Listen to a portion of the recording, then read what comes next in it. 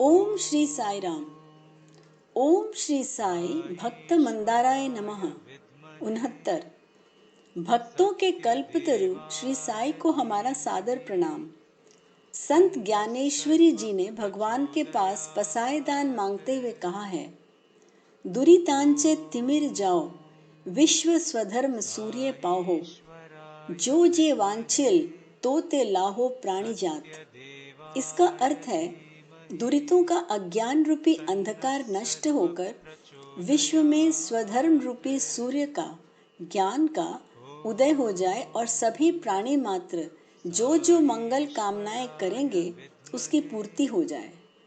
संत ज्ञानेश्वर की यह इच्छा मांग भगवान ने स्वीकृत कर ली और उन्होंने इस भूतल पर अवतार लिया श्री साई के रूप में, विश्व के सभी प्राणी मात्रों की मंगल कामनाओं की पूर्ति करने के लिए।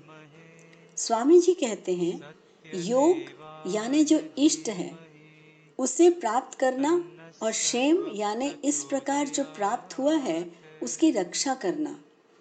ये रक्षा करने के लिए जो अनुशासन तुम्हें अमल में खुद में लाना होगा वह है अनन्य चित्त।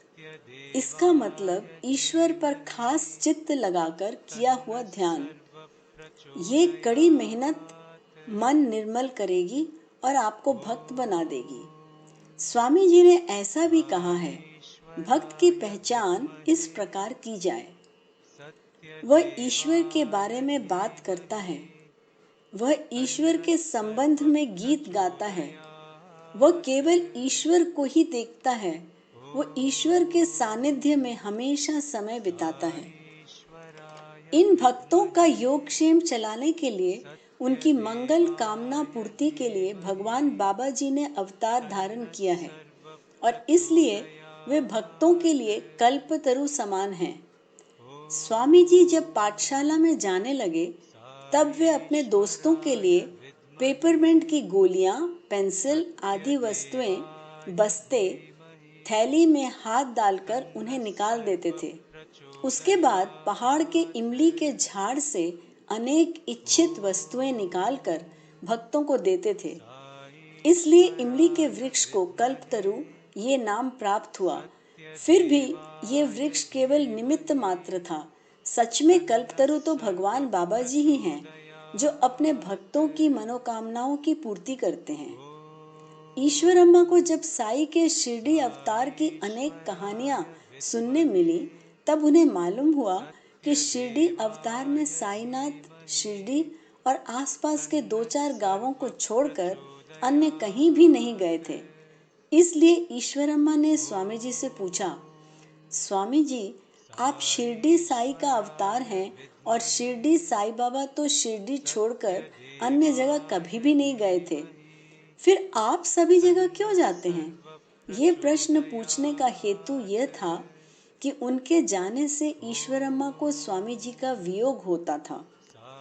ये सुनकर स्वामी जी हंसते हुए बोले, मैं अन्य जगह न जाकर केवल पुट्टपर्ती में ही कैसे रह सकता हूँ? जिस जिस स्थान पर जो जो भक्त मुझे जिस नाम से पुकारते हैं, उस अलग अलग स्थानों पर भक्तों को मिलकर उन पर कृपा करना यही मेरा कार्य है। उसके लिए मैंने अवतार धारण किया है। स्वामी जी के इस वचन का अनुभव अनगिनत भक्तों को प्राप्त हुआ है, जिन्होंने शुद्ध अंतःकरण से याद करके उन्हें पुकारा है। वहां दौड़ते हुए जाकर भक्तों का तारण, रक्षा स्वामी जी ने किया है। उसकी सभी प्रकार की मंगल कामना यदि ऐहिक हो अथवा आध्यात्मिक हो, उसकी पूर्ति की है। संत ज्ञानेश्वरी जी के पसायदान कहने के अनुसार स्वामी जी सच में कल्प तरुचे आरव यानी कल्प वृक्षों का उद्यान है। ओम श्री सत्य साई नाथ अर्पणमस्तु।